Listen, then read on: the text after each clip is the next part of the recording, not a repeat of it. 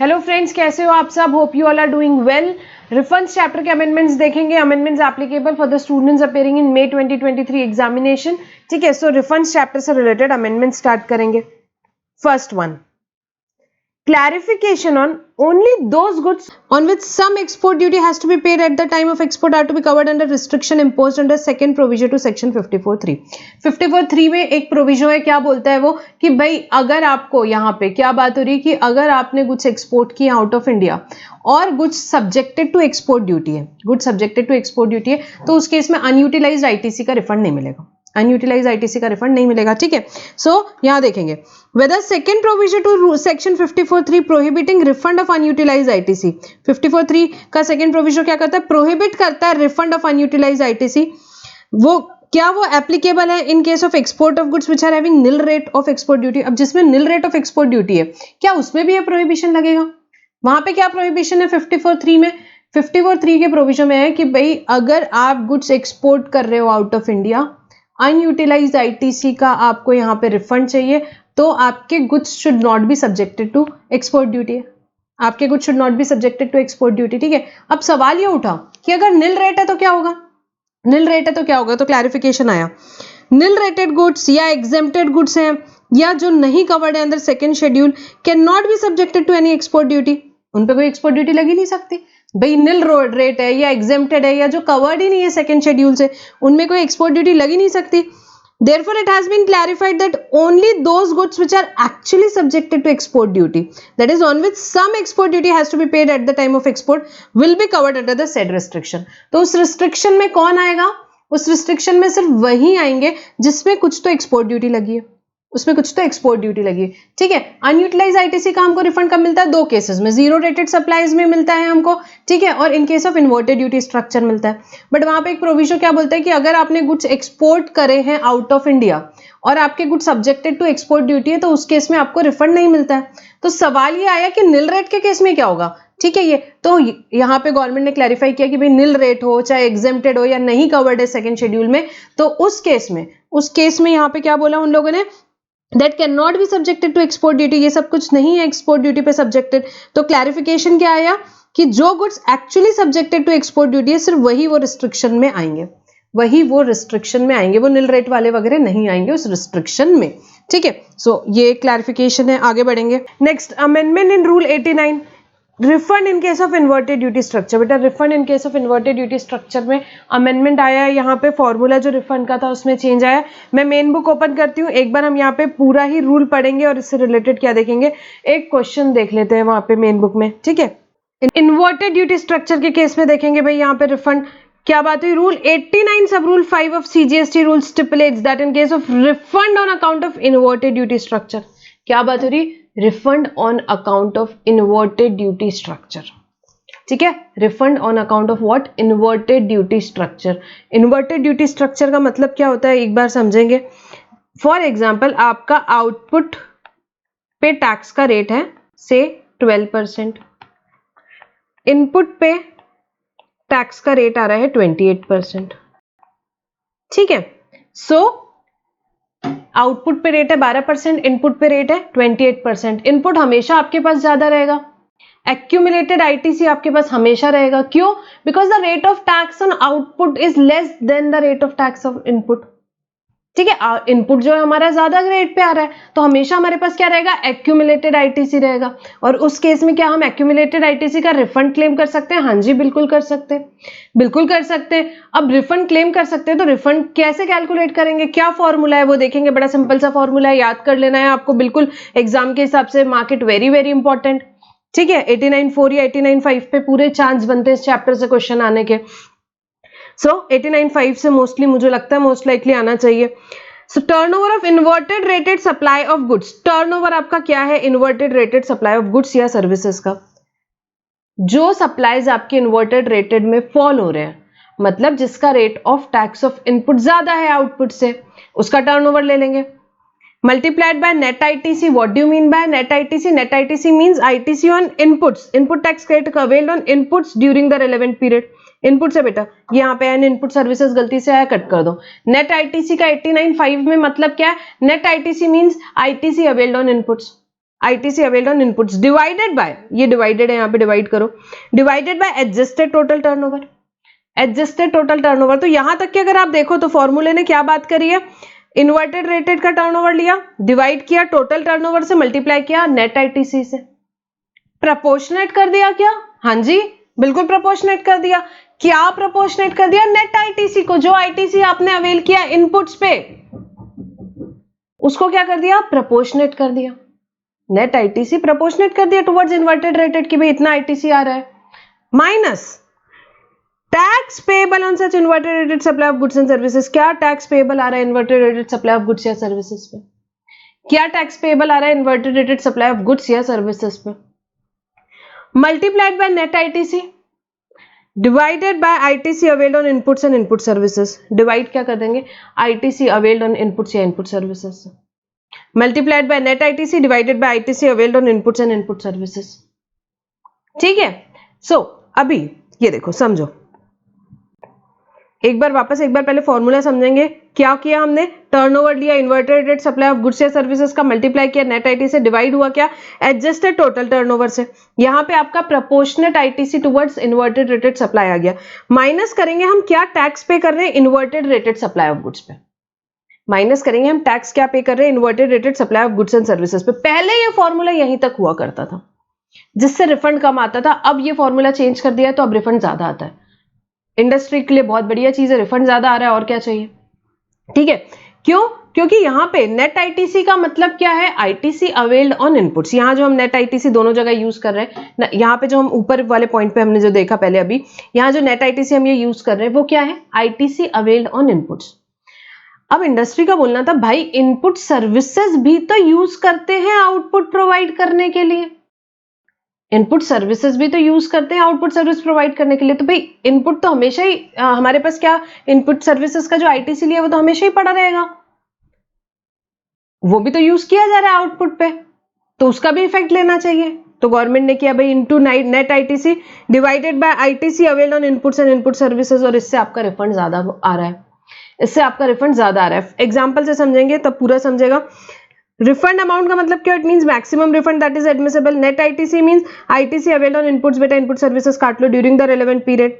Adjusted total turnover का मतलब क्या होता है, जो भी हमने पढ़ा था, टर्नओवर इन अ स्टेट और union territory as defined in section this excluding value of exempt supply. Turnover in a state और यूनियन टेरिटरी हमने पढ़ा हुआ है, ठीक है। एक्सक्लूडिंग क्या करना है, उसमें से एक्सक्लूड क्या करना है, exempt supply other than zero rated supply during the relevant period, other than zero rated supply, zero rated supplies यहाँ पे आएगा, ठीक है। टर्नओवर, टोटल टर्नओवर में आपको क्या लेना है भाई, आपका ये इन्वर्टेड वाला भी टर्नओवर आएगा, नॉर्मल वाला भी टर्नओवर आएगा। Relevant period means period for which claim has been filed, period for which claim has been filed. ये बेटा एक्सप्लेनेशन एक और यहाँ पे ना गलती से आ गया है, ये एक्सप्लेनेशन एक्चुअली 89 सब रूल 4 का है, इसको बाद में देखते हैं। ये 89 सब रूल 4 में जाना चाहिए था, ये गलती से यहाँ पे आ गया, इट शुड बी हियर, यहाँ पे कहीं होना चाहिए, ठीक है। अभी आगे बढ़ेंगे, इसको यहां से कट कर लो, वहां शिफ्ट होगा ये। अब एग्जाम्पल से समझेंगे एक बार हमारा रिफंड कैसे कैलकुलेट होता है। आईटीसी दिया हुआ है आपको इनपुट्स के ऊपर, आईटीसी ऑन इनपुट्स का मतलब क्या होता है, net ITC. ITC on input services दिया है, टोटल आईटीसी आपके आ गया 10 लाख, टोटल टर्नओवर 1,50,00,000 दिया हुआ है, टर्नओवर इन्वर्टेड रेटेड सप्लाई का 50 लाख दिया हुआ है, turnover other than inverted rated supply 1 crore, output tax on inverted duty supplies 2,50,000।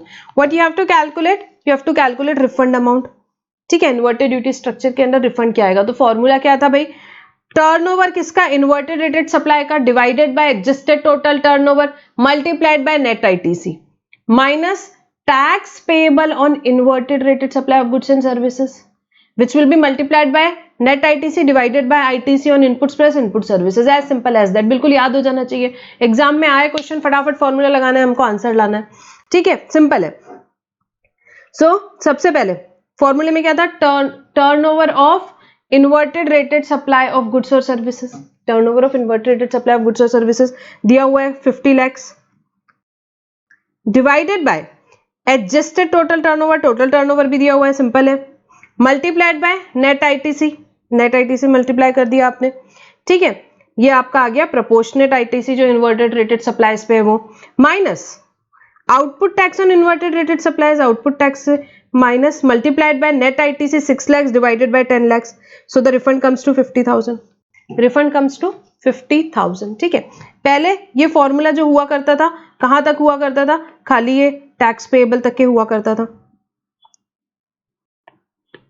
पहले ये फॉर्मूला इतना ही हुआ करता था, इंडस्ट्री ने बोला भाई इनपुट सर्विसेज भी यूज कर रहे हैं, उसका भी इफेक्ट लो, उसका भी इफेक्ट लिया तो हमारा रिफंड बढ़ गया, जो कि बहुत बढ़िया बात है। ठीक है, सो अभी इस फॉर्मूले पे लगाएंगे तो हमारा कितना आएगा refund, refund will be 50,000, refund will be what 50,000। ठीक है, I hope it is clear. एक बार और वापस से फटाक से रिवाइज करते हैं, फॉर्मूला क्या है, इन्वर्टेड रेटेड सप्लाईज के केस में turnover of inverted rated supply of goods and services divided by adjusted total turnover multiplied by what, net ITC minus tax payable on inverted rated supply of goods and services multiplied by net ITC divided by ITC on inputs and input services। ठीक है, तो ये सब data हमको exam में दिया रहेगा, हमने क्या करना है, खाली इसने हमें यहाँ पे बहुत सिंपल सा इसको फॉर्मूले को अप्लाई करना है। कभी कभार हो सकता है आपको यहाँ पे दे दे इनपुट्स का, इनपुट सर्विसेज का, कैपिटल गुड्स का, सबका आईटीसी दे, तो आपको देखना है आपको क्या पिकअप करना है, आपको क्या पिकअप करना है। एडजस्टेड टर्नओवर हमको कभी कभार टोटल टर्नओवर कैलकुलेट करना पड़े तो हमने ऑलरेडी सीखा हुआ है कंपोजिशन वाले चैप्टर में टर्नओवर इन अ स्टेट या यूनियन टेरिटरी कैसे निकालना है, बट एक्सक्लूड करना है उसमें से exempt supply other than zero rated supply, zero rated supply उसमें आ जाएगा। रिलेवेंट पीरियड मतलब क्या होता है, जिस पीरियड के लिए आप रिफंड यहाँ पे क्लेम कर रहे हो, जिसके लिए आप क्लेम कर रहे हो। ठीक है, सो ये क्या हो गया हमारा इन्वर्टेड रेटेड सप्लाईज का जो है, यहाँ पे क्या बात होगी हमारी, inverted rated supply of goods और सर्विसेज का हमने यहाँ पे फॉर्मूला समझा। ठीक है, important, market very very important from exam point of view. ठीक है, आगे बढ़ेंगे। Next, explanation inserted in rule 89(4), refund in case of zero rated supply of goods या सर्विसेज है बेटा, उसमें क्या किया गया, एक्सप्लेनेशन इंसर्ट किया गया, एक्सप्लेनेशन इंसर्ट किया गया। उसमें जो value of goods exported out of India है, value of goods exported out of India, उसको क्या लेने बोला है, या तो एफओबी ले लो आप, जो भी शिपिंग बिल या बिल ऑफ एक्सपोर्ट में, या जो टैक्स इनवॉइस या बिल ऑफ सप्लाई में वैल्यू डिक्लेयर्ड है, whichever is less, whichever is less. ये देखो zero rated supply of goods and services का हमने फॉर्मूला देखा था, उसमें turnover of zero rated supply, यहाँ पे zero rated supply of goods और सर्विस के केस में हमने रिफंड का फॉर्मूला देखा था, उसमें turnover of zero rated supply of goods means value of zero rated supply of goods जो है, value of zero rated supply of goods जो है वो बताया है, वो बताया। उसको क्या लेना है आपको, या तो आप एफओबी वैल्यू लोगे जो शिपिंग बिल या बिल ऑफ एक्सपोर्ट में, या जो वैल्यू टैक्स इनवॉइस या बिल ऑफ सप्लाई में है वो लेना है आपको, वो लेना है आपको। So turnover of zero rated supply of goods क्या आएगा, उनमें से जो लोअर है उसको आप क्या करने वाले हैं, उसको कंपेयर करोगे वैल्यू जो कि 1.5 times the value of like goods domestically supplied है। ठीक है, whichever is less, whichever is less, ये ऑलरेडी था फॉर्मूला, इसमें खाली जो value of zero rated supply of goods है उसको भी अभी एक्सप्लेनेशन के थ्रू बता दिया है, एक्सप्लेनेशन के थ्रू बता दिया। तो रूल 89(4) हमने पढ़ा था, छोटा सा अमेंडमेंट है, उसमें क्या कर दिया, एक्सप्लेनेशन से value of goods exported out of India जो है उसका बता दिया कि भाई उसको आप एफओबी वैल्यू ले लो, या जो इनवॉइस पे वैल्यू है, बिल ऑफ सप्लाई पे वैल्यू वो ले लो, whichever is less, whichever is less. ठीक है, next, amendments carried out in rule 96। Rule 96 में बहुत सारे अमेंडमेंट्स है बेटा, यहाँ पे बहुत सारे अमेंडमेंट्स है। इसमें क्या प्रोविजंस है, relating to refund of IGST paid on goods services exported out of India. जो हम गुड्स और सर्विसेज एक्सपोर्ट करते हैं उस पर जो आईजीएसटी पे किया है उसके रिफंड की बात है, उसके रिफंड की बात है। इसमें बहुत सारे अमेंडमेंट्स आए, तो यहाँ पे हम क्या करने वाले हैं, हम रूल 96 पूरा ही डिस्कस करने वाले, रूल 96 पूरा ही डिस्कस कर लेते हैं हम यहाँ पे। Refund of IGST paid, goods पे जो आपने आईजीएसटी पे किया जब गुड्स एक्सपोर्ट किए इंडिया से बाहर, ठीक है, उससे रिफंड से रिलेटेड प्रोविजंस पढ़ेंगे। So refund for IGST paid on goods exported out of India has been summarised as below. The shipping bill filed by exporter. अच्छा, अब हम जब कस्टम्स पढ़ेंगे तब ये सब सारे टर्म्स हम डिटेल में पढ़ेंगे, समझेंगे, प्रोसीजर जो है import export procedure and all that, वहां पे बहुत अच्छे से और समझ में आएगा। ठीक है, यहाँ हम रिफंड से रिलेटेड खाली बात करेंगे। सो क्या बात हो रही है, जो एक्सपोर्टर फाइल करता है बेटा, शिपिंग बिल फाइल करता है, उससे ही एप्लीकेशन फॉर रिफंड मान ली जाएगी, उसे ही एप्लीकेशन फॉर रिफंड मान ली जाएगी, अलग से रिफंड के लिए एप्लीकेशन करने की जरूरत नहीं है।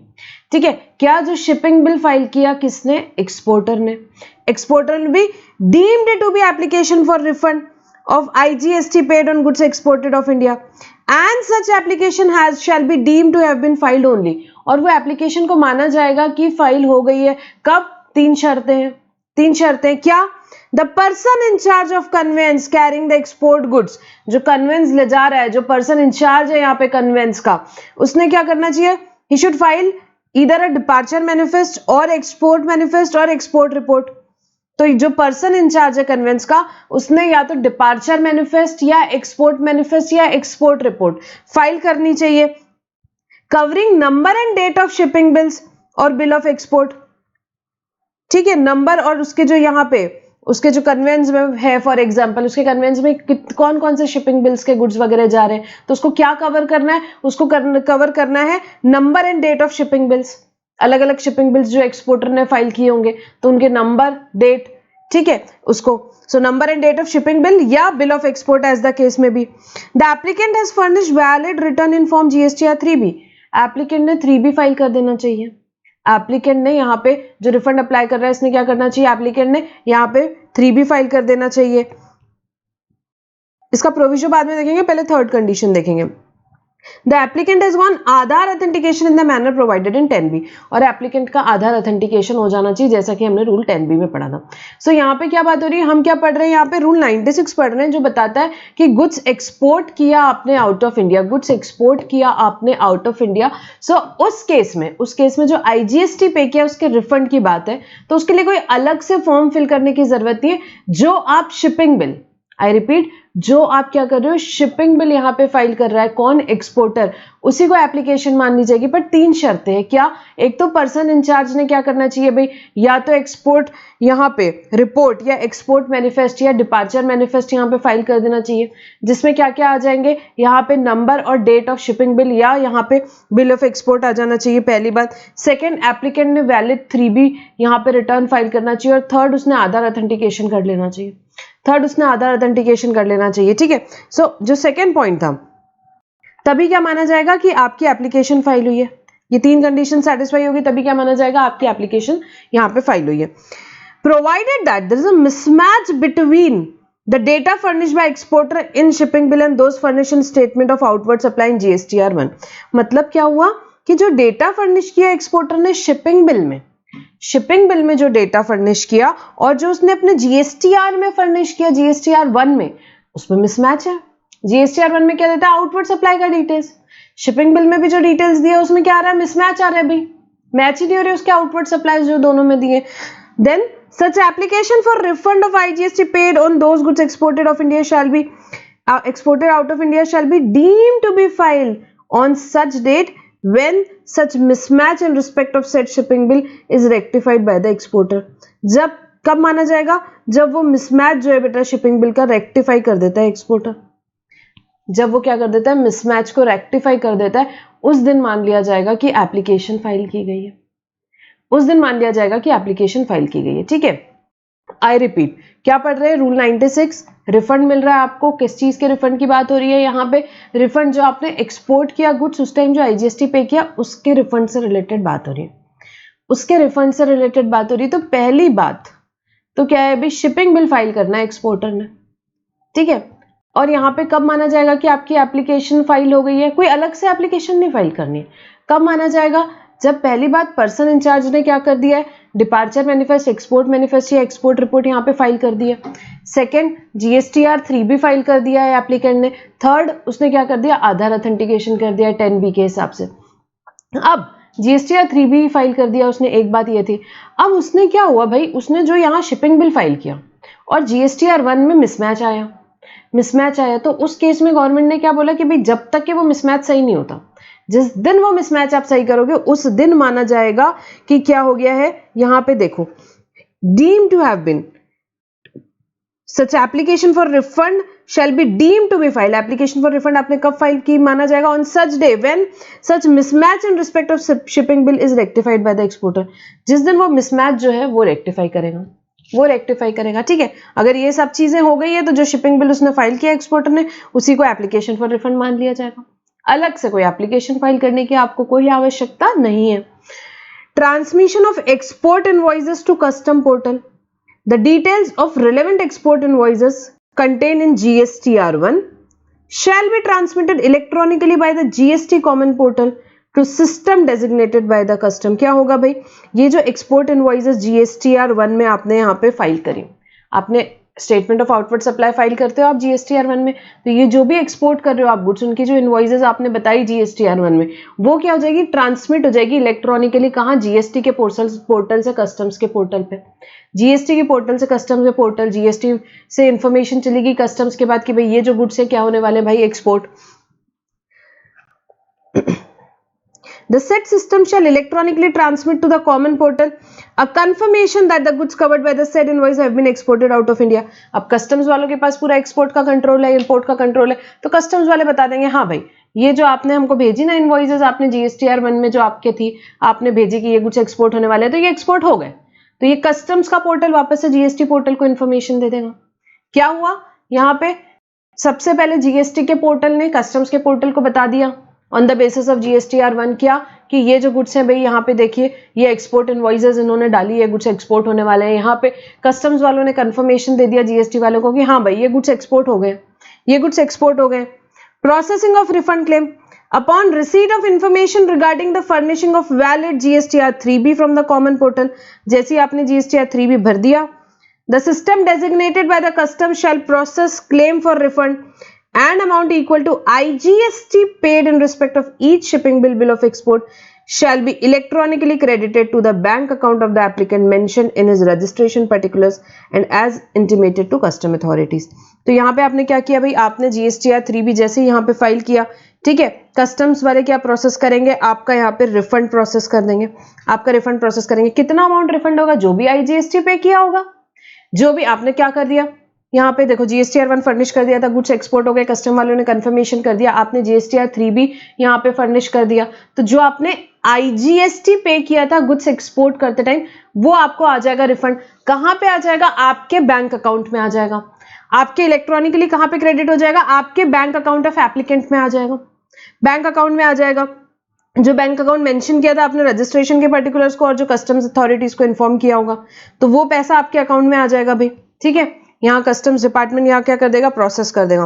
With holding of the claim, the claim for refund shall B withheld. अब किस केसेस में आपके क्लेम को यहाँ पे विथहोल्ड किया जा सकता है।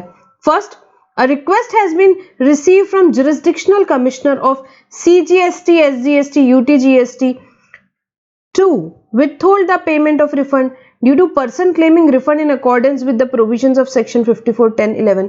क्या हुआ, आपका जुरिस्डिक्शनल कमिश्नर, आपका मतलब CGST के जुरिस्डिक्शनल कमिश्नर ने क्या बोला कि भाई इसका रिफंड विथहोल्ड कर दो।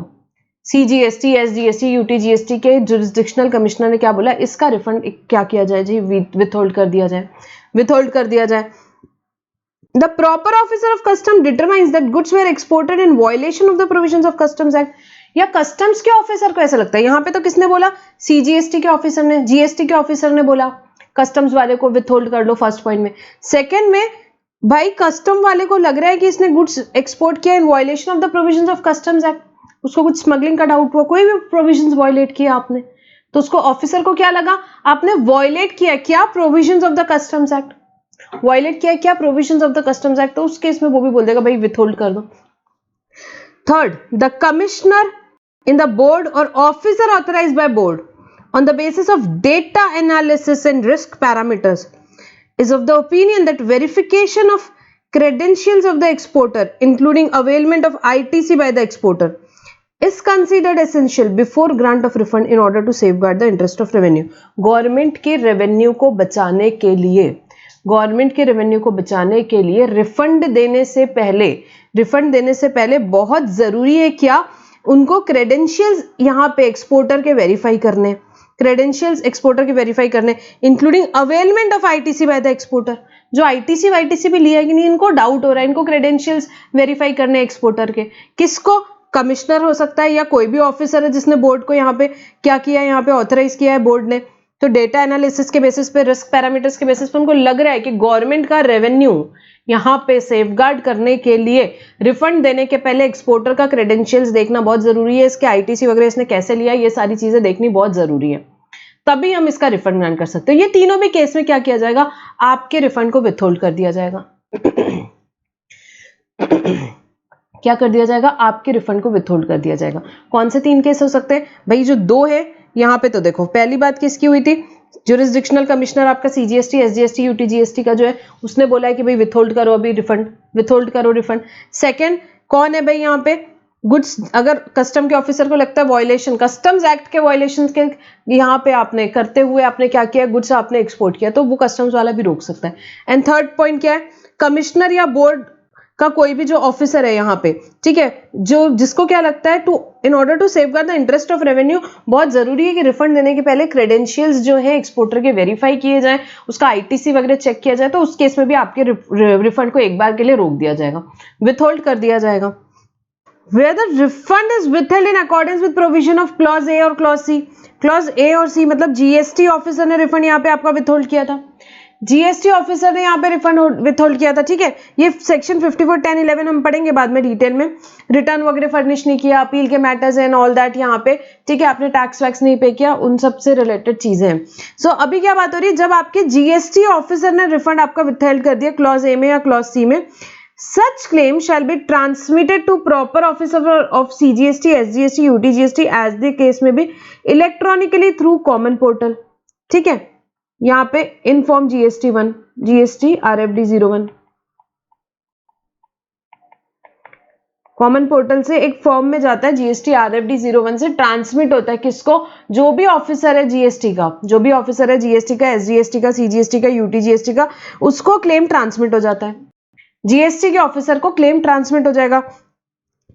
N intimation of such transmission shall also be send to exporter electronically, exporter को भी इलेक्ट्रॉनिकली जाएगा, एक्सपोर्टर को भी इलेक्ट्रॉनिकली जाएगा on the common portal, and such form shall be deemed to be refund application filed on such on the date of such transmission, और उसे क्या माना जाएगा, रिफंड एप्लीकेशन जिस दिन वो कब फाइल की गई है, on the date of such transmission. अब वो जीएसटी ऑफिसर को दे दिया, वो जीएसटी ऑफिसर जाने भाई, वो जीएसटी ऑफिसर जाने, ठीक है।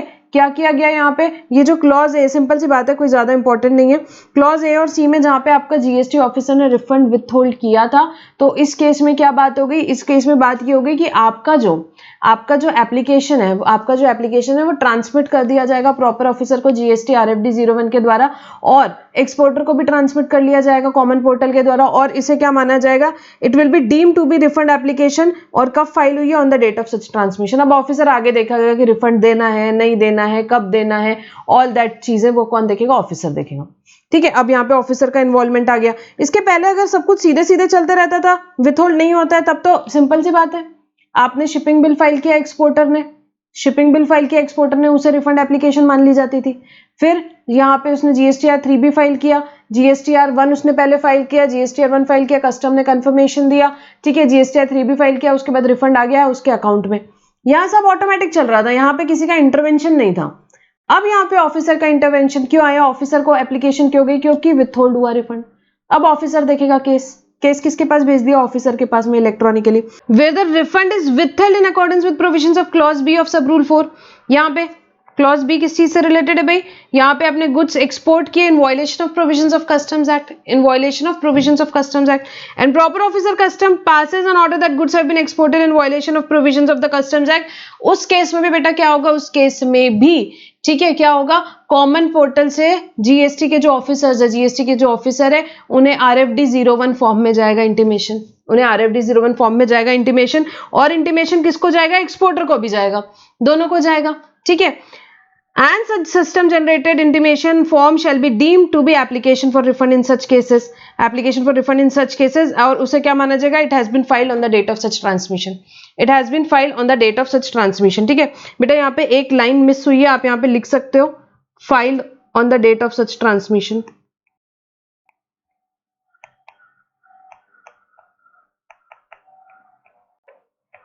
ठीक है।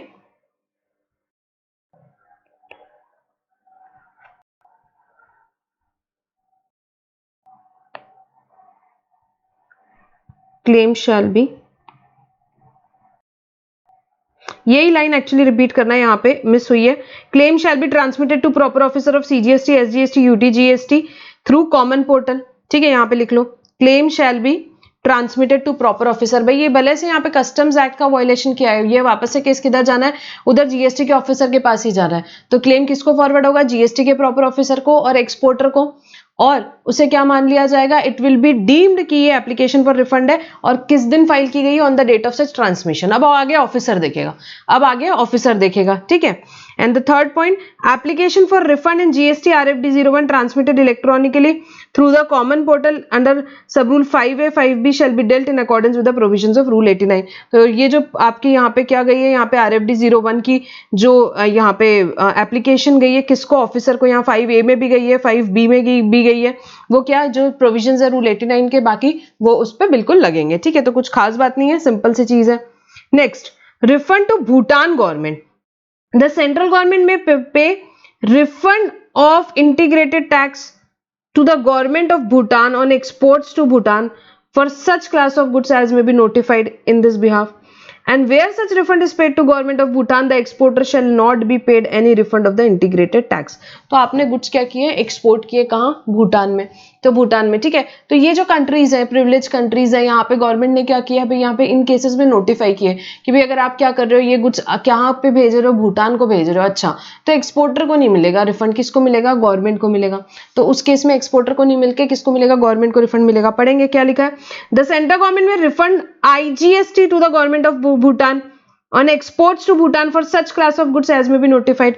तो वो बताएंगे कौन से गुड्स जो है भूटान को अगर बेचते हो तो उस केस में एक्सपोर्टर को रिफंड ना मिलके गवर्नमेंट ऑफ भूटान को रिफंड मिलेगा।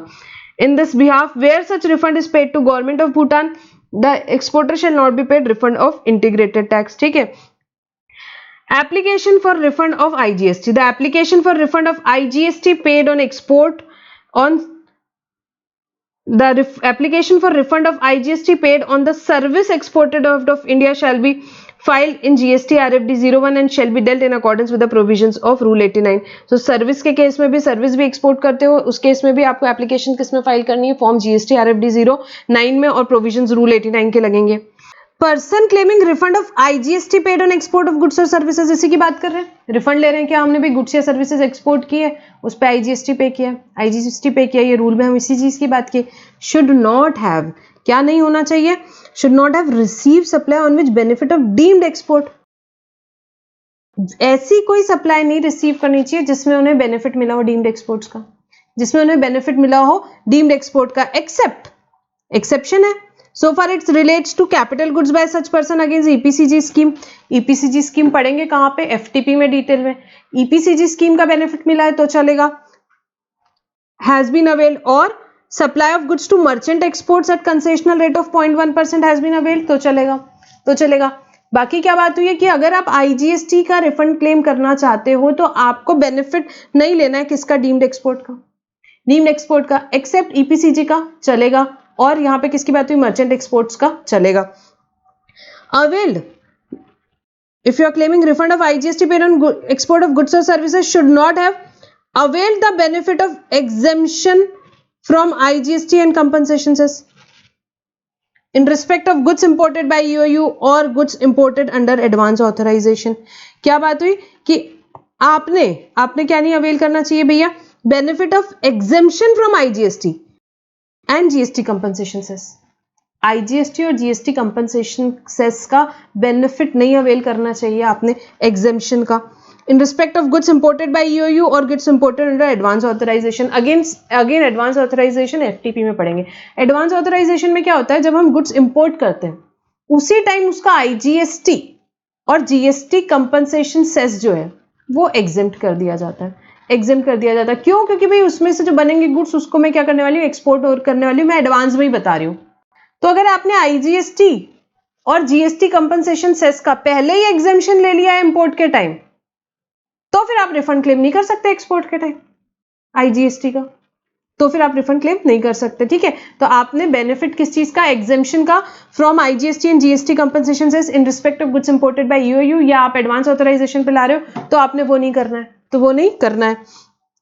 For the purpose of this sub rule the benefit of notification mentioned therein shall not be considered to have availed only where registered person has paid IGST and GST compensation cess on inputs and has availed exemption of BCD under the said notifications। देखो अब क्या बात हुई, यहां पे क्या बोल रहे हैं, for the purpose of this sub rule benefit of notification shall not be considered to have been availed, जहां पे रजिस्टर्ड पर्सन ने पे किया है IGST और GST compensation cess but exemption लिया है किसका, बीसीडी का, एग्जेम्पशन लिया है किसका, बीसीडी का। देखो समझो,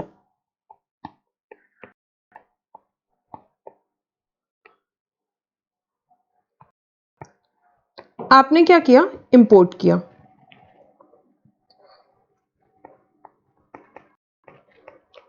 इंपोर्ट के टाइम बीसीडी हो गया, सोशल वेलफेयर सरचार्ज हो गया, आईजीएसटी हो गया, जीएसटी कंपनसेशन सेस हो गया, ये सब लगते हैं टैक्सेस, ठीक है।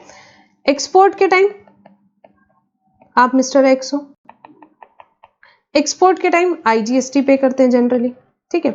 अभी हमारे एग्जांपल में आपने क्या किया, आईजीएसटी पे किया। अब अगर आपने यहाँ पे एग्जेम्पशन ले लिया, दो तीन बातें करेंगे अलग अलग सिचुएशन वन, अगर आपने एग्जेम्पशन ले लिया आईजीएसटी और जीएसटी कंपनसेशन सेस का इंपोर्ट के टाइम पे आपने एडवांस ऑथराइजेशन ले लिया, फॉर एग्जांपल आपने क्या किया, एग्जेम्पशन ले लिया कि भाई मैं इंपोर्ट कर रहा हूँ ये गुड्स, मैं नहीं पे कर रहा हूँ आईजीएसटी जीएसटी कंपनसेशन सेस, क्योंकि मैं यूज करने वाला हूँ इसको वो गुड्स मैन्युफैक्चर करने के लिए कि जो कि एक्सपोर्ट होने वाले हैं। तो मैंने आईजीएसटी और जीएसटी कंपनसेशन सेस का बेनिफिट ले लिया एग्जेम्पशन का इधर। तो अगर मैंने यहाँ पे इसका एग्जेम्पशन का बेनिफिट ले लिया तो उस केस में मैं रिफंड नहीं अप्लाई कर सकती, नो रिफंड, ऑब्वियसली आप उस केस में रिफंड अप्लाई नहीं कर सकते, हमने अभी पढ़ा पॉइंट में, ठीक है। अगर आपने ये पे किया है तो इंपोर्ट के टाइम पे, तो फिर आप रिफंड अप्लाई कर सकते हो यहाँ पे आईजीएसटी का, कोई दिक्कत नहीं है। आपने पे किया, इसका क्रेडिट लिया, उसको यूज किया आपने एक्सपोर्ट करने के लिए गुड्स को, आईजीएसटी पे किया, तो उस केस में आप रिफंड अप्लाई कर सकते हो, बिल्कुल कोई दिक्कत की बात नहीं, कोई दिक्कत की बात नहीं है, ठीक है। और आपने यहाँ पे आईजीएसटी और जीएसटी कंपनसेशन सेस पे किया, परंतु बीसीडी का एग्जेम्पशन ले लिया, बीसीडी का एग्जेम्पशन ले लिया, तो उस केस में क्या होगा, आईजीएसटी के रिफंड का कोई फर्क नहीं पड़ता, उसमें कोई दिक्कत नहीं, बीसीडी की बात ही नहीं हो रही है, यहां आईजीएसटी और जीएसटी कंपनसेशन सेस की बात हो रही है। तो अगर आईजीएसटी और जीएसटी कंपनसेशन सेस पे किया है तो अभी आप यहाँ पे आउटपुट पे आईजीएसटी का रिफंड ले सकते हो। आईजीएसटी और जीएसटी कंपनसेशन सेस का एग्जेम्पशन लिया है तो उस केस में फिर आप रिफंड क्लेम नहीं कर सकते हो। बीसीडी, आपने बीसीडी का एग्जेम्पशन क्लेम किया, कोई फर्क नहीं पड़ता, यहां किसकी बात हो रही है, आईजीएसटी की, आईजीएसटी की। देखो वही लिखा है एक्सप्लेनेशन में,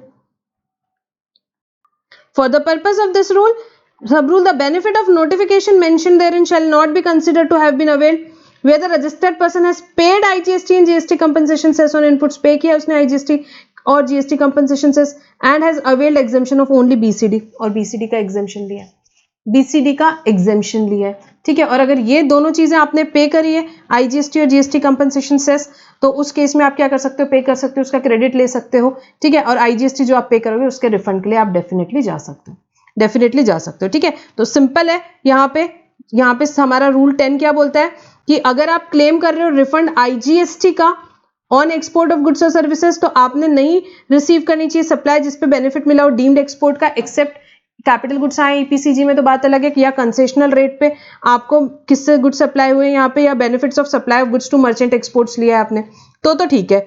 और सेकेंड पॉइंट था, आपने बेनिफिट नहीं लेना चाहिए किसका, एग्जेम्पशन का, आईजीएसटी और जीएसटी कंपनसेशन सेस का एग्जेम्पशन नहीं लेना चाहिए आपने, अगर आपको रिफंड चाहिए तो, ठीक है। In respect of goods imported by EOU या under advance authorisation, under advance authorisation, ठीक है। बीसीडी पे कर दिया, कोई दिक्कत नहीं है, कोई दिक्कत नहीं है, ठीक है। तो ये यहाँ पे हमने रूल 10 पढ़ा, ये बहुत डिटेल में नहीं भी समझा होगा तो कस्टम्स के टाइम हम बहुत डिटेल डिस्कशन करेंगे, ये सारी चीजें एडवांस ऑथराइजेशन एंड ऑल, तभी समझेगा। तो ये क्या हुआ बेटा, रूल नंबर 96 हमने यहाँ पे पढ़ा, ठीक है। क्विकली रिवाइज करेंगे रूल 96। रूल 96 में क्या क्या चीजें पढ़ी, शिपिंग बिल जो है वो एक्सपोर्टर फाइल करता है, उसे क्या मान लिया जाता है, application for refund. Application for refund पर 3 शर्तें हैं, क्या, पर्सन इंचार्ज ने डिपार्चर मैनिफेस्ट, एक्सपोर्ट मैनिफेस्ट या एक्सपोर्ट रिपोर्ट फाइल करनी चाहिए, सेकंड जीएसटीआर 3 भी आपने फाइल करना चाहिए, और थर्ड बात क्या हुई हमारी यहाँ पे, थर्ड बात ये हुई आपकी कि भाई आधार अथेंटिकेशन हो जाना चाहिए, आधार अथेंटिकेशन हो जाना चाहिए। उसके बाद में जीएसटीआर 1 जो यहाँ पे फाइल किया किसने, यहाँ पे एक्सपोर्टर ने फाइल किया होगा, ठीक है। तो कॉमन पोर्टल किसको बताएगा, कस्टम्स को, और कस्टम्स का पोर्टल जीएसटी के कॉमन पोर्टल को क्या बताएगा, ये गुड्स एक्सपोर्ट हो गए। फिर आपने एक्सपोर्टर ने फाइल किया जीएसटीआर 3 भी, जीएसटीआर 3 भी, उसके बाद आपको रिफंड आ जाएगा। पर 3 केसेस में रिफंड विथहेल्ड हो सकता है, 2 केसेस में जीएसटी ऑफिसर कर सकता है और कस्टम्स का ऑफिसर भी कर सकता है, अगर उसको लगता है क्या कि प्रोविजंस वायलेट हुए हैं, कस्टम्स के ऑफिसर को लगता है प्रोविजन वायलेट हुए, या जीएसटी का ऑफिसर भी कर सकता है यहाँ पे आपका रिफंड विथहोल्ड अंडर 54(10)(11), या उसको लगता है कि वेरिफिकेशन ऑफ क्रेडेंशियल्स एक्सपोर्टर के बहुत जरूरी है to safeguard the interest of the revenue. उसके बाद क्या होगा, ये जो भी दोनों तीनों केसेस में अगर आपके रिफंड विथहेल्ड हुए हैं तो वो जीएसटी के ऑफिसर को आपकी एप्लीकेशन जाएगी जीएसटी RFD 01 में, RFD 01 में, और एक्सपोर्टर को भी जाएगी, एक्सपोर्टर को भी जाएगी। और जिस दिन ये एप्लीकेशन जाएगी उसी दिन माना जाएगा कि ये एप्लीकेशन रिफंड की यहाँ पे फाइल की गई है। किस दिन? जिस दिन ट्रांसमिशन होगा, जिस दिन ट्रांसमिशन होगा यहाँ पे। अब यहाँ पे अब वो ऑफिसर हैंडल करेगा आगे का केस। आगे का केस कौन हैंडल करने वाला है? ऑफिसर। भूटान गवर्नमेंट के केस में भूटान गवर्नमेंट को रिफंड मिलेंगे। कौन से? जो गुड्स नोटिफाइड रहेंगे उस केस में एक्सपोर्टर को ना मिलते हुए भूटान गवर्नमेंट को मिलेंगे। यहाँ पे रिफंड की जो एप्लीकेशन है आप जीएसटी RFD 01 में करोगे, सर्विस के केस में भी। एंड अगर आपको आईजीएसटी का रिफंड चाहिए उन गुड्स और सर्विसेज यहाँ पे, तो उस केस में पहली बात आपको ये याद रखनी कि आपको बेनिफिट ऑफ डीम्ड एक्सपोर्ट, यहाँ पे क्या बात हुई है, आपको यहाँ पे नहीं रिसीव हुआ है benefit of deemed export except EPCG scheme और benefit of supply to merchant exporter. Second बात, आपने एग्जेम्पशन नहीं क्लेम करना है आईजीएसटी का, जीएसटी कंपनसेशन सेस का। दोनों भी केस में अगर आप EOU हो और इंपोर्ट कर रहे हो या आप एडवांस ऑथराइजेशन में इंपोर्ट कर रहे हो तो आपने एग्जेम्पशन नहीं क्लेम करना है आईजीएसटी का, जीएसटी कंपनसेशन सेस का। अगर एग्जेम्पशन क्लेम किया है आईजीएसटी का और जीएसटी कंपनसेशन सेस का, उस केस में आईजीएसटी का आप रिफंड नहीं ले सकते हो और यहाँ पे एक्सपोर्ट ऑफ गुड्स या सर्विसेज। और अगर आपने एग्जेम्पशन क्लेम नहीं किया है तो फिर आप ले सकते हो। बीसीडी का एग्जेम्पशन क्लेम करोगे तो भी उससे कोई फर्क नहीं पड़ता, एक नोटिफिकेशन के अंडर कस्टम्स में मिलता है बीसीडी का भी एग्जेम्पशन। ठीक है, सो ये बात हुई बेटा हमारी कौन से, हमने क्विकली रिवाइज किया रूल 96। ठीक है, सिंपल है, प्रोसीजरल है, बहुत ज्यादा इंपॉर्टेंट नहीं है, बस आपको याद रखना है। इस केस में शिपिंग बिल को ही क्या माना जाता है, एप्लीकेशन फॉर रिफंड, अलग से RFD 01 फाइल नहीं करना होता है। ठीक है, सो ये हुआ, आगे बढ़ेंगे। Next, documents required for filing refund claim has been provided under the provisions of section 54 read with rule 89. So rule 89 की हम अगर बात करें यहाँ पे, rule 89 में हम पढ़े थे कि क्या डॉक्यूमेंट्स रिक्वायर्ड होते हैं अलग अलग केसेस में, क्या डॉक्यूमेंट्स रिक्वायर्ड होते हैं अलग अलग केसेस में। तो इसमें 2 पॉइंट में अमेंडमेंट है, खाली वो 2 पॉइंट देखेंगे। First, in case where refund is on account of export of goods, goods के एक्सपोर्ट के केस में अगर रिफंड है तो उस केस में क्या डॉक्यूमेंट रिक्वायर्ड है, statement containing number and date of shipping bill. क्या स्टेटमेंट रहेगा, क्या स्टेटमेंट में रहेगा, number and date of shipping bill और bill of export and number and date of relevant export invoices other than electricity. Other than electricity यहाँ पे add किया है, और क्योंकि इलेक्ट्रिसिटी के केस में क्या कर दिया है अब, statement containing number and date of export invoice, detail of energy क्या एक्सपोर्ट हुई है, और tariff per unit for export and tariff per unit for export.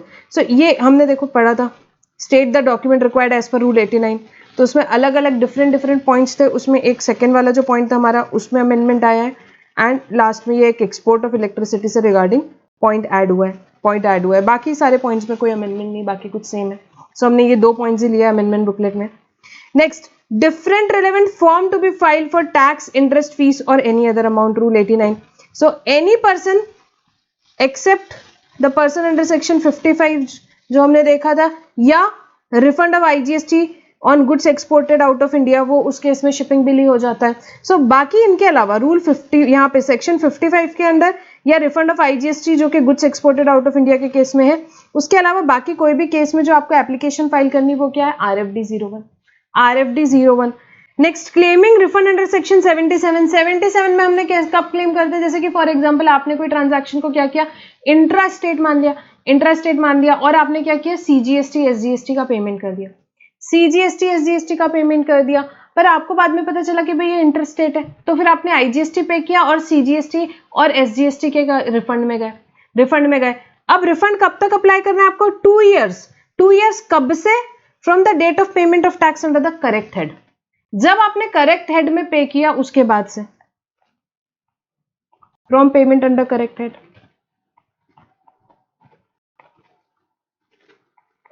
पहले तो भैया आपने गलती से कर दिया, देखो फॉर एग्जांपल यहां पे आपने क्या किया, 2020 में ट्रांजैक्शन को इंट्रास्टेट समझ लिया और CGST SGST पे कर दिया। आपको नहीं पता था, आपने गलती से कर दिया। 2022 में आपको पता चला कि ओ भाई ये गलत हो गया, मुझे इंट्रास्टेट नहीं था, ये इंटरस्टेट ट्रांजैक्शन था। तो उस केस में आप क्या करोगे, IGST पे करोगे और C और S के रिफंड पे जाओगे, IGST पे करोगे और C और S के क्या करोगे, आप रिफंड पे जाओगे। ठीक है, ऐसे ही होना है। तो अब ये सी और एस के जो आप रिफंड पे जाओगे, ये आप कब तक जा सकते हो? 2 इयर्स कब से? सो 2 years from payment under correct head. उसके पहले तो आपको पता ही नहीं था, उसके पहले तो आपको पता ही नहीं था। और फॉर्म क्या रहेगा आपका? यहाँ पे फॉर्म आपका रहेगा RFD 01, RFD 01, as simple as that. ठीक है, ये हुआ। नेक्स्ट क्लैरिफिकेशन देखेंगे। Next clarification on various issues relating to refund claimed in respect of deemed export. Deemed export के केस में बात हो रही है, क्या बात हो रही है? It clarifies the issue with respect to refund claim by recipient of supply regarded as deemed export. ठीक है, जो रेसिपिएंट्स ऑफ सप्लाईज हैं, रेसिपिएंट ऑफ सप्लाईज है डीम्ड एक्सपोर्ट के केस में, आपको पता है वो क्या करते हैं? रिफंड क्लेम करते हैं, रिफंड क्लेम करते हैं। ठीक है, तो अब उससे रिलेटेड क्लैरिफिकेशन आया। पहला इशू क्या है? ITC, whether ITC availed by recipient of deemed export supply for claiming of refund tax paid on supplies regarded as deemed export would be subjected to provisions of section 17। देखो क्या हो रहा था ना, एक्चुअली डिफिकल्टी आ रही थी portal में refund claim करने के लिए। तो गवर्नमेंट ने क्या किया कि भाई आपको क्या बोला कि आप पहले क्या कर लो, आप ITC अवेल कर लिया आपने इलेक्ट्रॉनिक क्रेडिट लेजर में, फिर आप क्या करोगे? डेबिट करोगे electronic credit laser for the purpose of claiming refund. तो वो जो ITC आपको क्रेडिट कराया था वो किस चीज के लिए कराया था? For the purpose of claiming refund, for the purpose of claiming refund only. ठीक है, तो यहां सवाल यह है कि जो सेक्शन 17 है, हमने रूल 42 43 पढ़ा था, क्या उसके लिए ये जो ITC अवेल किया है उसको लिया जाएगा? क्या उसके लिए ये ITC को लिया जाएगा? हमने याद है आपको रूल 42 43 पढ़ा था। तो यहाँ पे क्या रिप्लाई आया, यहाँ पे क्या क्लैरिफाई किया कि नहीं, ये ITC को it will not be subjected to provisions of section 17, मतलब रूल 42 43 के लिए नहीं लिया जाएगा। समझेंगे क्या क्लैरिफिकेशन है? The refund in respect of deemed export supply is the refund of tax paid on such supply. जो रिफंड है डीम्ड एक्सपोर्ट के केस में, जो रिफंड है वो किस चीज के लिए है? वो रिफंड डीम्ड एक्सपोर्ट के केस में क्या बोलता है? It is a refund of tax paid on such supply, it is a refund of tax paid on such supplies, tax paid on such supplies. However, the recipient of deemed export supply were facing difficulties on the portal to claim refund। यहाँ पे practical difficulties आ रही थी यहाँ पे इसका refund लेने के लिए of the tax refund on the portal to claim refund of tax paid due to requirement of portal to debit the amount so claim from the electronic credit ledger। क्योंकि debit करना पड़ता था वो amount electronic credit ledger से। हमने पढ़ा है already payment वाले चैप्टर में, जब भी आप रिफंड क्लेम करते हो तो आपको क्या करना पड़ता है? डेबिट होता है वो अमाउंट इलेक्ट्रॉनिक क्रेडिट लेजर से। So considering this difficulty the tax paid on such supplies available as ITC to recipient. तो गवर्नमेंट ने बोला भाई फिर ITC ले लो उसको। जैसे कि आपको अगर 60 रुपीज का रिफंड क्लेम करना है, 60 लाख का रिफंड क्लेम करना है, तो आपको डेबिट करना पड़ेगा कहाँ पे? इलेक्ट्रॉनिक क्रेडिट लेजर में। तो ये डेबिट करना है तो उसके लिए गवर्नमेंट ने बोला क्या? पहले क्रेडिट ले लो इसका, ITC अवेल कर लो और उसके बाद में आप इसका रिफंड ले लो, रिफंड ले लो। क्वेश्चन ये आया कि ये जो 60 रुपीज का क्रेडिट अवेल किया है, क्या इसको सेक्शन 17 के लिए मतलब रूल 42 43 के लिए लेंगे क्या? रूल 42 किससे रिलेटेड था? इनपुट सर्विसेज से रिलेटेड था, आपको याद है? ठीक है, तो अभी ये क्या सवाल आया, तो आंसर क्या दिया गवर्नमेंट ने?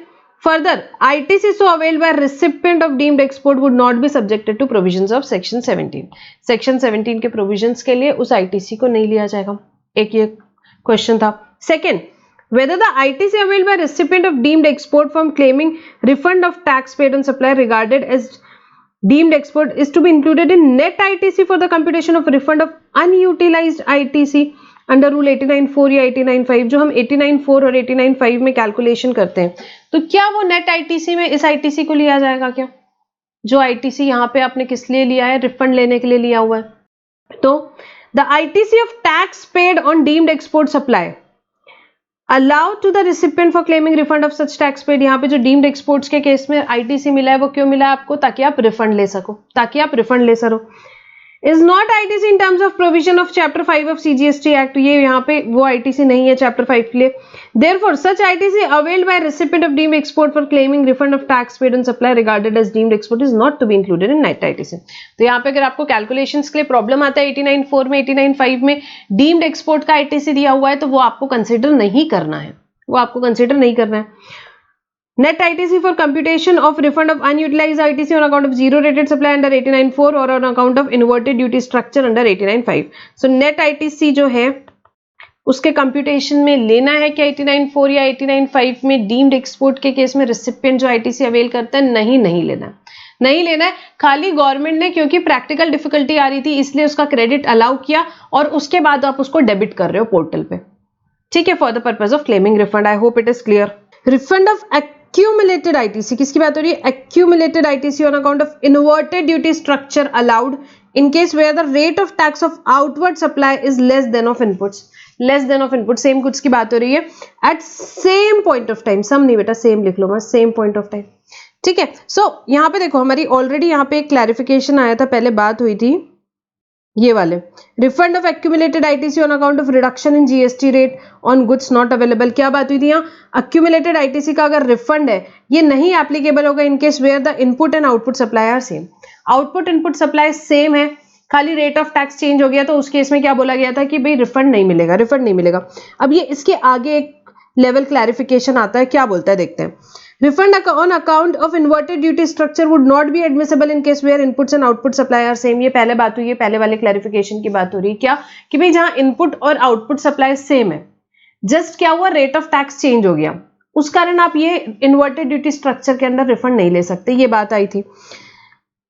सो refund of accumulated ITC on account of inverted duty structure would be allowed in case where accumulation of ITC is on account of rate of outward supply less than rate of the tax at same point of time as per some concessional notification। पर क्या हुआ, कुछ concessional notification आया, ठीक है, वो supplier ने क्या किया, कंसेशनल नोटिफिकेशन अवेल किया, उस कारण से उसका आउटपुट का टैक्स का रेट कम आ रहा है, उसके आउटपुट का टैक्स का रेट कम आ रहा है देन इनपुट, तो उस केस में मिलेगा।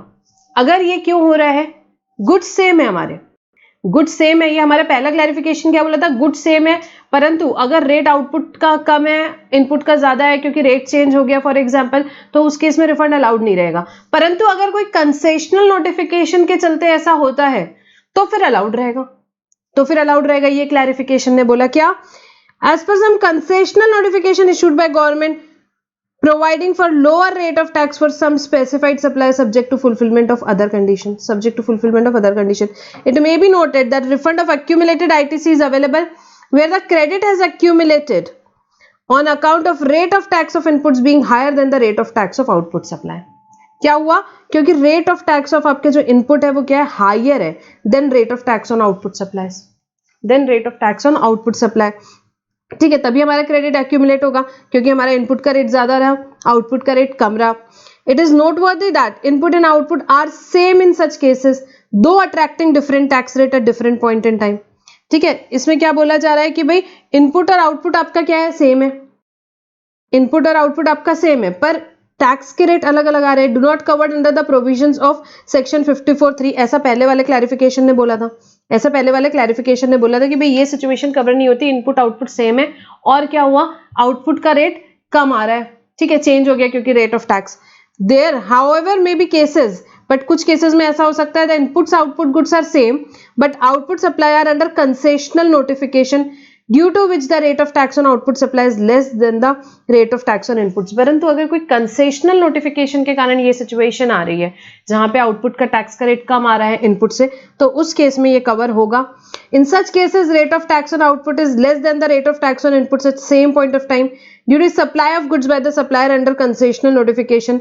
The credit accumulated on account of same is admissible for refund under the provisions of clause 2 of the first provision to section 54(3) other than the cases where output supply is either nil rated or fully exempted। Obviously yes, concessional rate की बात है तो ठीक है, परंतु ये कौन से यहाँ पे अगर आपका आउटपुट निल रेटेड है, फुल्ली एग्जेम्प्टेड है, तो फिर उस केस में नहीं होगा क्योंकि उसमें तो भाई आउटपुट ही फुल्ली एग्जेम्प्टेड है, आउटपुट ही निल रेटेड है, तो उस केस में तो आपको आईटीसी लेना ही अलाउड नहीं, रिफंड की तो क्या बात करोगे। And also provided that supply of such goods and services are not notified by the government for the exclusion from refund of accumulated ITC under the said clause। कुछ यहाँ पे गुड्स या सर्विसेज जो है वो एक्सक्लूजन वाले list में होते हैं, मतलब कि माना कि आपका एक्यूमुलेटेड आईटीसी है, माना कि आपको इन्वर्टेड ड्यूटी स्ट्रक्चर लगता है, परंतु क्योंकि आप एक्सक्लूजन की लिस्ट में हो तो आपको नहीं मिलेगा रिफंड एक्यूमुलेटेड यहाँ पे इन्वर्टेड ड्यूटी स्ट्रक्चर का, नहीं मिलेगा। ठीक है, वो लिस्ट पूरी आपको एग्जाम के हिसाब से याद नहीं रखनी, बट अगर वो लिस्ट के एक्सक्लूजन में हो तो उस केस में तो आपको वैसे भी रिफंड नहीं मिलता, रिफंड नहीं मिलता। तो देखो अभी यहाँ पे क्या बात हुई, अगर हम समराइज करें, जो हम किसकी बात कर रहे हैं, refund on account of inverted duty structure.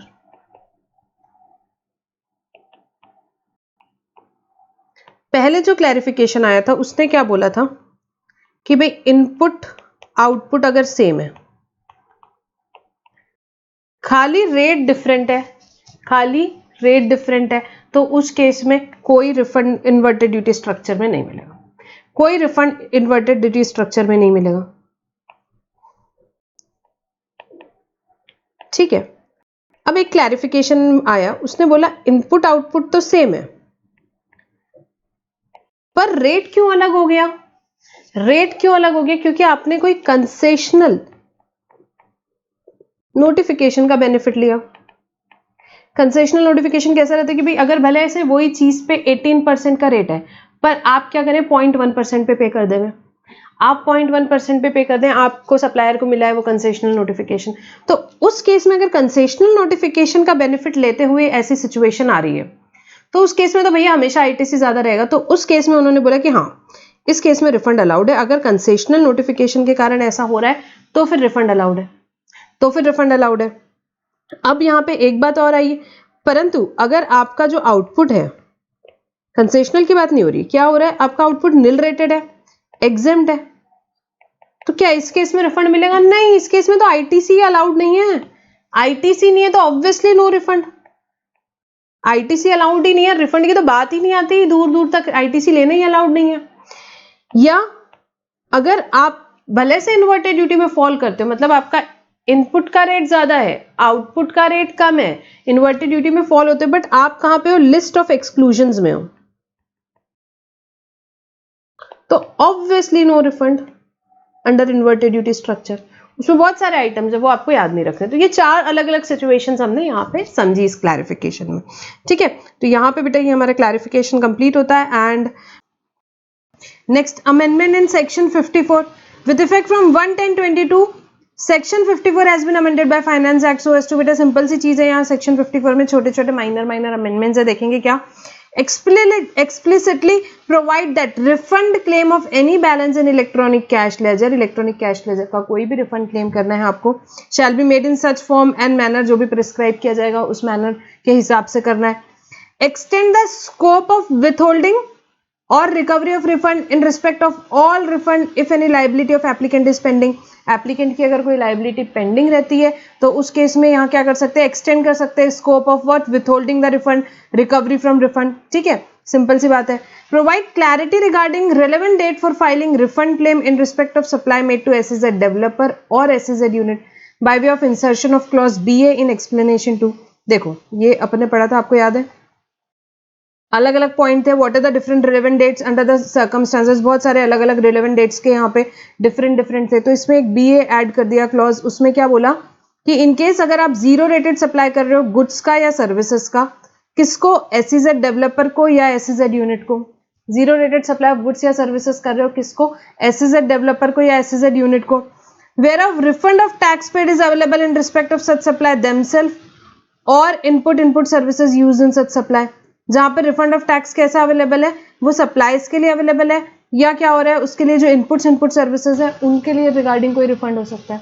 तो उस केस में रेलेवेंट डेट क्या मानी जाएगी, बोला due date of furnishing return under section 39 in respect of such supply, जो भी आपकी ड्यू डेट रहेगी रिटर्न की, जो भी आपकी ड्यू डेट रहेगी रिफंड की, किस केस में, zero rated supply of good service कर रहे हो एसईजेड यूनिट को या एसईजेड डेवलपर को, जिसमें उस टैक्स का रिफंड है या उसके इनपुट सर्विसेज से रिगार्डिंग रिफंड है, तो उसको क्या बोलते हैं, रेलेवेंट डेट क्या मानी जाएगी, due date of furnishing return under section 39 in respect of such supplies. In respect of such supplies क्या हो जाएगा आपका यहाँ पे, उसको बोल दिया गया भाई रेलेवेंट डेट, उसको बोल दिया गया क्या, relevant date. With effect from 1/10/22 section 54 has been amended by finance act to provide time limit for claiming refund of tax paid on inward supply of goods और सर्विसेज और बोथ अंडर सेक्शन 55। क्या बोला इसमें बताया कि भाई time limit क्या रहेगी for claiming refund of tax paid on inward supply of goods और सर्विसेज और बोथ। ठीक है, इनवर्ड सप्लाईज के केस में, इनवर्ड सप्लाईज ऑफ गुड्स और सर्विसेज और बोथ के केस में टाइम लिमिट क्या रहेगी रिफंड क्लेम की। सो अंडर सेक्शन 55 वाला जो था, सेक्शन 55 वाला, तो उसका टाइम लिमिट चेंज किया और क्या बोल दिया, 2 years from the last day of the quarter in which such supply was receive. ये लोग जब भी सप्लाईज रिसीव करते हैं ठीक है, ये एम्बेसी एंड ये सब हमने देखे थे, United nation organisations and all that, जो सेक्शन 55 में यहाँ क्या करते हैं, यहाँ रिफंड क्लेम करते हैं। तो इन्हें कब करना है, 2 years from the date last date of the quarter in which set supply was receive. जब भी उनको सप्लाईज रिसीव हुई उसके बाद कितना, 2 साल कब से, from the last date of the quarter जहां से उन्होंने सप्लाई रिसीव करी, 2 years from the last date of the quarter in which the set supply was receive. ठीक है, तो ये छोटे मोटे अमेंडमेंट्स थे सेक्शन 54 के, एंड यहाँ पे इस चैप्टर से रिलेटेड बेटा अमेंडमेंट जो है हम क्या करते हैं, कंप्लीट करते हैं, and will stop our discussion over here. Thank you for now.